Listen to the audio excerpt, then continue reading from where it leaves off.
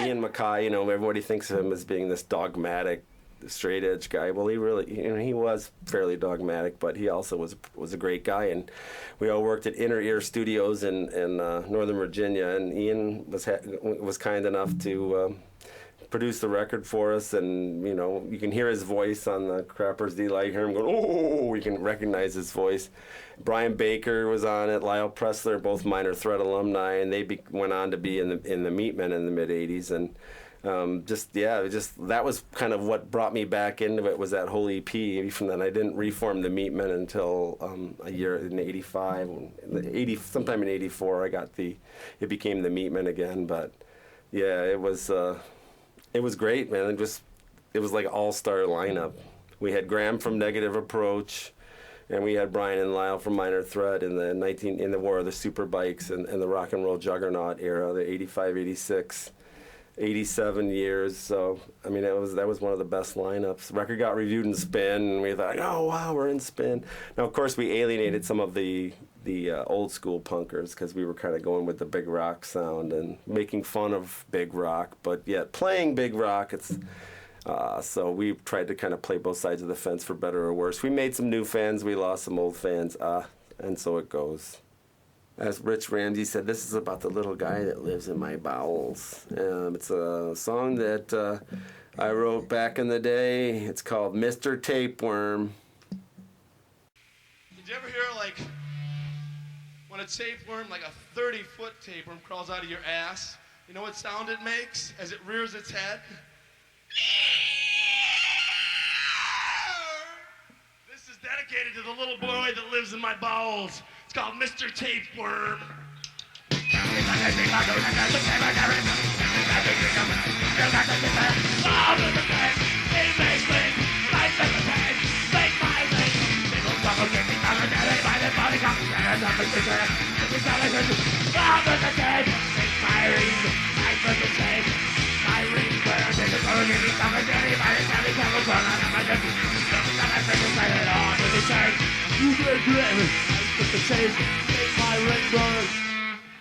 Nineteen 1985 was kind of this watershed year where punk rock was kind of over with, and the guys that were moving on to fame and fortune were moving on, and just being in a band was always just a hobby for me, never anything I wanted to do full time. So I was content to just let it be a hobby and have fun with it and resurface occasionally and not go on the road for 360 days a year like some of my compadres did. In the 90s, I had a band called Tesco Vee's Hate Police, which I've since resurrected for some of these book release shows. And this is a song off our album. It's about picking up girls in the mall. It's called Divide and Conquer. Girls in the mall, they travel in threes. If I ain't mistaken, that one's for me. Gotta peel her off the herd if you wanna with the dirty bird. Pink toenail polish, peaches and cream. No dust time to put my furnace steam. Those crime cops, I want the Neo one black with mouth like your hope sucking Uber back. Gotta get them fucking alone if you wanna bury your bone.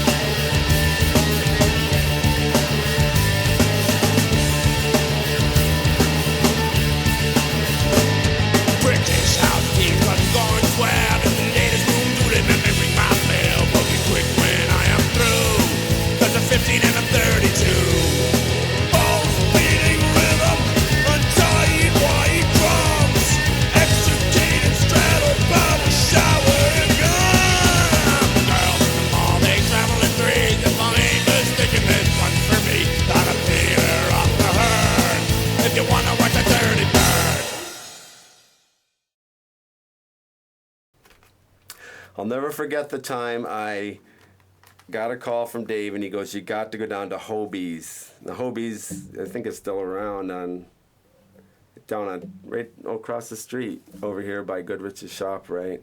At the time, Hobie's was on MAC, and they had this really like viscously wonderful clam chowder when I'd go down there and eat it. Well, he goes, "Go to Hobie's tonight," and I'm like, "Why?" He goes, "There's this band playing there." Band at Hobie's?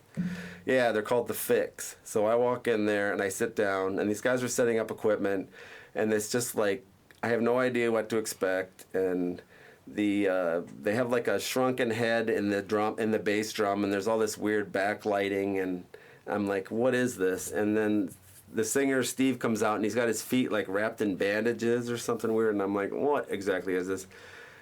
They blew me away. The Fix were the most live, powerful, violently wonderful band the Midwest had to offer, and I became a fan for life. And this is one of my favorite tunes off of their Touch and Go album. It's called Off to War.